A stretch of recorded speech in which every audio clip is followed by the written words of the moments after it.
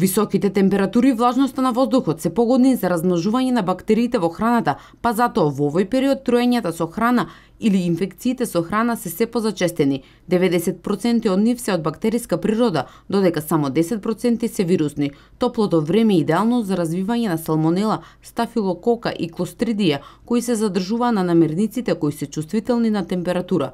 Салмонелното труење може да се појави дури по 72 часа, додека пак и стафилококното труење првите симптоми се јавуваат 2 до 3 часа после консумирањето на храната. Салмонелата има во сите, например, животински производи, кои што не можат термички да се обработат.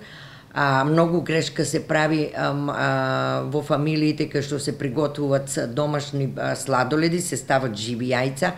Јајцата, например, не можеме да гарантираме живото јајце дали има или нема салмонела.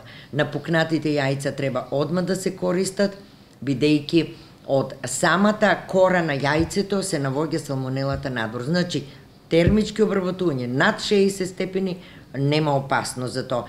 Затоа епидемиолозите апелираат зголемено ниво на хигиена и соодветно чување на сировата и подготвената храна. Хигиената на храната обавезно, на работните површини, вкрстување на сировата храна и готовата храна никако. Овоштието, зеленчукот обавезно треба да се мијат. Значи, треба да се потопуваат или во цетка со млаз, протечен млаз на вода, и да се остават да стојат, например, околу 10 до 15 минути во вода со сода бикарбона. Значи, најсигурно и најбезбедно е термички обработување. Јајцата добро варени, значи 10 минути. Месото издинстано, направено, не полуживо и живо.